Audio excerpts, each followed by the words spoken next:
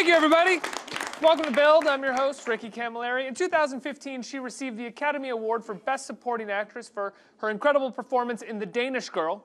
Now, Alicia Vikander is kicking some serious butt as Lara Croft in Tomb Raider. Let's take a look.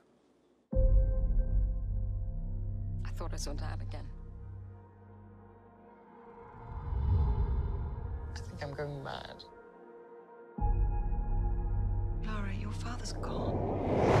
At some point, we have to face up to who we are, who we're meant to be. I think I know where my dad went. That's right in the middle of the Devil's Sea. It'll be an adventure. Death is not an adventure.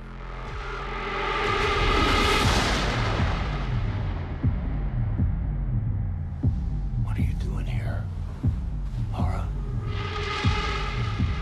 7 years I've been on this island. Your father, he put me here. Now I see the likeness, intelligence, the recklessness. What do you know about my father? Thought I couldn't breathe without you. I'm inhaling.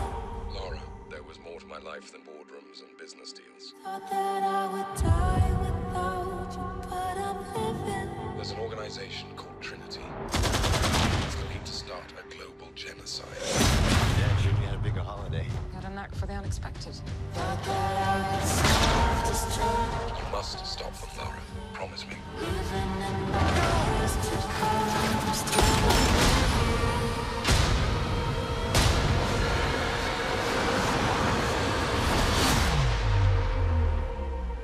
really? I'm a survivor. Ladies first. I'm not gonna give up. Open the door! I'm not gonna sour.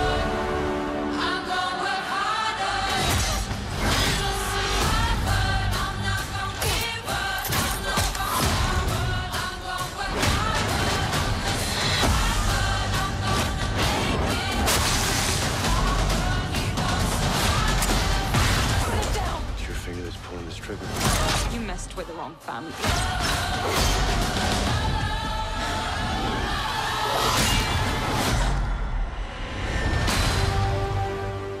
Everybody, please welcome the new Lara Croft, Alicia Vikander. Hi, thank you. Thank you for having me.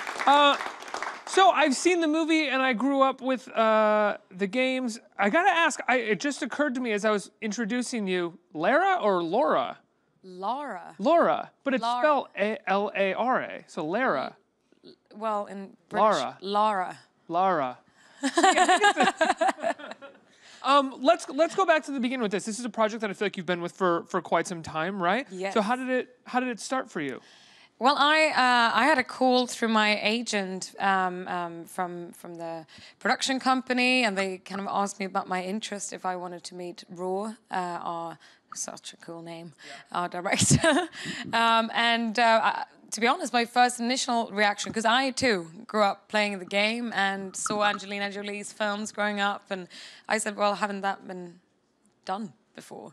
And that was when they introduced me to this reboot that the game company did in 2013.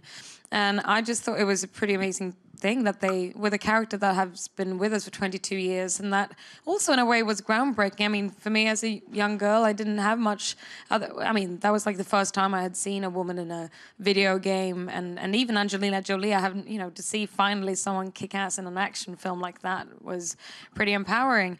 But they kind of, you know, she evolved, and I think with a rebooted game, they were able to bring this character to a 2018 audience in a way. I think she's, with it being much more of an origin story, it's more of a realistic and raw take on this role and universe, and I think that's something that an audience of today can really relate to. I want to get to some stuff that I really liked within the film, but first off, I want to ask, like, what was your workout regimen going into this? Because watching the film, like, you look like you can kick a lot of ass. Yeah, I mean, to be honest, I'm now, we talked about it, I've been on a tour for a few weeks, and I've seen these clips, and I watched the photos, and I'm like, oh my God, I need to get back to the gym. Because, you know, it's so sad, because it becomes an addiction in a certain way. I mean, to be honest, I grew up watching adventure films and action films, and I've run to the theater to see those films my entire life, and I've always been so curious, thinking, oh my God, how do they do that? And also thinking like, my God, that looks like so much fun. And I think that if someone gave me the opportunity to, hey, it's going to be a day job now, to actually just for 4 months get in shape, get ready and prepare for this role. And I really also kind of, asked for that too, because I love that it was integrated in the story that she was a very, physically active young woman. We see Bike her messenger. She's a boxer. Exactly. Or, is she a kickboxer? Or MMA, yeah. Excuse me. So I love the fact that it was going to make it more plausible when we tried to do these maybe more realistic stunt sequences. So I looked at female athletes and stunt girls that I worked with over the past few years, and I was like, well, then she needs to look like that, and I don't. Alicia don't.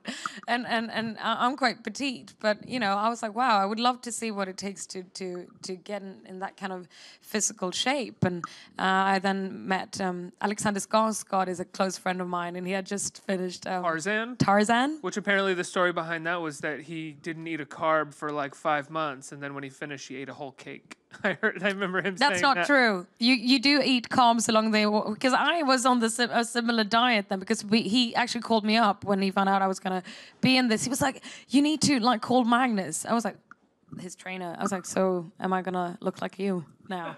And he was like, yeah. So I you eat like 5 times a day, and carbs are involved, but just it's really just to kind of keep complex carbs, like exactly. It's like brown rice and quinoa and those things, and that's why on my cheat days I always went to pizza or pasta. It's like what your body wants. Your body is craving that moment where you eat so much carbs, you're like, ah. Yeah. So, but yeah, then he corrected me, because I thought then that cheat day meant that you could just eat how much you wanted of your cheat thing. I was like, can I have 5 pizzas in one? He was like, no, you can still just have 1 meal. I was like, okay.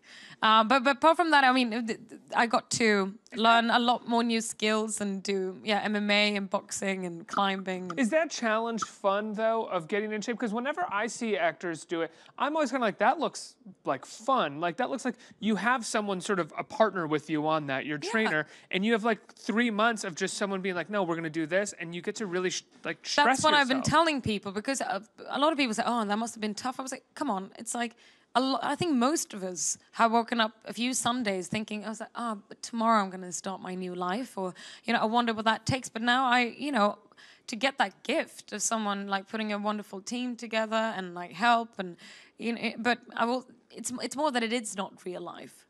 After it, you kind of go back to how you lived your life. But yes, it was an amazing experience. I really loved it. And I don't know, I used to be a dancer. So I think I've always kind of seen these films and been curious and like you said, being excited to know what it's like to do a preparation for this kind of film. There's a great sparring scene or sort of MMA fight in the beginning of the film. Did you do any sparring to practice for that? Or was I started quite early with a girl called Rose, a great boxer that trained me. And then, I had a few different women who trained me. That's really, I think that was the day at work when I was the most nervous. In film, of course you can edit and do things, but of course that day everyone knew also that I'd been training, everyone in the crew, the director, the co-actor, everyone was like kind of curious. It was like, today she's going to do it, she's going to go up there and kick some ass, hopefully. And, I had these girls that I had been training with, and then I got up there in the ring and I was going to do this. And I remember I just wanted to be like, can you just turn around and not look at me when I do the first take, Because it felt like it was like the big performance, but it was fun. And I actually got hit one day. Really? Yeah, we were trying to get, a real punch in the face, which is in the choreography. And we couldn't get the angle right. And Roar sat in the back screaming. He's like, no, doesn't work. Redo. And then suddenly he was like, yes, great, we got that. Meanwhile, and I was bleeding. down on the floor. I was like, at least I got to feel. I was thinking to myself, I was like, because I haven't had a punch in the face. But I was like, wow, now I've experienced that. It's pain. Without giving anything away, I think my favorite scene of the film is a sort of wrestle in the mud between you and a kind of, one of the bad guys, if you will. And I love that scene because I think you alluded to it at the beginning of this interview. It's a bit more raw than I think we normally get in these kind of films, and it has all to do with your performance in that moment. Can you talk about sort of preparing for that scene, the discussions around that scene? Yeah, well, what I loved was that due to the fact that it's a coming of age story and an origin story, we get to see her kind of, through the challenges and pain and obstacles that she goes through. That's kind of what shapes her and makes her in a very short amount of time also progress and become or be able to pull this heroine out of her. And I actually played the game, and I love that they had integrated this first kill that she had actually with an animal for the first time. It's a deer, and how they kind of showed that affected her. And I was like, I loved that, like it would be, it's a traumatic moment. And then, of course, when she is in this fight with this man, and it's her first time she's not in the boxing ring playing with her girlfriends, she's actually in a proper fight, and how that would affect somebody. So, and that is, I really saw that as a milestone in her evolvement of becoming this action heroine. Was there, when you were blocking that fight scene out, I mean, most movies I don't think would have a character kind of react to the violence like that. They would sort of quickly get into it and kind of move past it very quickly, but your character doesn't do that. Were there conversations with the writers and everything beforehand? Yeah, I mean, that was something that Roar, the director, kind of brought to the table when I met him the first time, which was partly what really got me interested in being part of it, because I felt like, I haven't really seen that. Like you said, it's normally almost a bit of a, supernatural feel to these kind of fights. And of course, our story is closer to our reality, but it's, we still can make a few cheats. But emotionally, I love that I wanted to have that integrated, that it would really affect, and when you feel that she, falls, it's going to show that it hurts, and, that it's going to really feel realistic. And also all the stunt sequences. I mean, we always talked about me being a young woman, and sometimes I had to be able to climb up bomber planes and even try and take down a man that is obviously bigger than me or Lara, and then we kind of based all the kind of moves are actual things that a girl could do. I did a lot of jiu-jitsu, and I got to learn how to do these headlocks. It was even to the point when I wouldn't feel that I could really take down someone, but then the tricky thing is to get someone in these locks. But I trained, and I had one of these huge stunt guys that I was in there. I was like, all right. I was like, and then, I pushed a bit, and then suddenly I was like, why is he tapping? I was like, what is he doing? And one of the guys in front of me is like, you need to let go. And I was like, and the guy was like, yeah. And you were choking him out? Because if you're in one of those locks, you can actually really properly hurt somebody. Yeah. Yeah. Even if you're petite. Talk about your, I guess I don't want to say what part he plays in the movie, but Walton Goggins is in the film, and he's easily one of the best character actors working right now. Character actor is a weird way to define somebody. No, he's but he is. I think, first of all, I kind of knew him actually as a friend. We have common friends. We knew each other before we started to film, and he's a fantastic dude and brings such energy and positivity to any room. But then, I adore him and admire him so much as an actor, because he's so diverse and he's such a chameleon, which I think so specific too. Yeah. Like that's the other thing about him. And you will never ever see a take which is the same as he always pushes it. And it is also that thing when you work with an actor, when you turn around and the camera is on me, and it's almost like he's giving it 140%, even though he's not, and he always pushes me to do different things. And so I think that we really got to play and have a lot of fun and create these characters together. So I had a very good time. Were you part of getting him kind of cast in the film, having known him before, or were you just kind of excited that he was on the list? He was on the list, and I got really excited. I was like, wow, if you can get Walton, that would be amazing. What was it like going from doing something like The Danish Girl to doing Tomb Raider? I did 2 films in between Danish Girl and this. I think it's more, of course, this is maybe a genre that is very different from things I've done before. But I think First of all, it's interesting that we now finally live in a time when women can be offered these kind of roles, because it didn't really, exist growing up. So you know, that's you know, was a sad thing when you grew up. You didn't really even got to dream, and now it feels like young girls who grow up will have some female action heroes to kind of look up to. But it's interesting, that thing, apart from the, of course, physical aspect of making stunt scenes that take up a lot of the time, I think how you approach the work is not that different. It's I mean, I always try to find as much, you know, depth, and I try to do as much preparation I can. I want to have my character fleshed out as much as possible in my own imagination, and let my fantasy, you know, go crazy, and that takes some time to be able to kind of feel free and let loose when you're actually on set. And that preparation I would do for any character, and even on how do you do that preparation? Like, what is your, if you don't mind discussing, I know it can very be a private different. process. No, it's very different from film to film. I've actually realized that it has a lot to do with the people that I work with. Of course, the kind of discussions that I start to have with the director in the beginning, if I start to meet my co-actors. On Danish Girl, it was lovely because we actually we kind of like a theater practice, we put up like rooms from the sets and actually played around and tried different things. And I love to find my the physicality of my parts. Like with Danish Girl, I thought it was fun to kind of play around with the fact of test my masculinity that I had, you know, with them, and to kind of have them as two polars of Lily and Gerda. Tom Hooper would kind of create a scenario where you guys could kind of rehearse, and a bit more like a play where you can rehearse. We actually had, like, you know, we had a tape, a bit like Dogville, if anyone's seen that film. Best movie, yeah. Yeah, so we kind of had like tape on the floor, and we saw how we knew what the room was going to look like, and then we put chairs and pretended that it was a bed there, so we kind of had the room to play in. It's so important for finding nuance in performances, right? Because you never have time on set.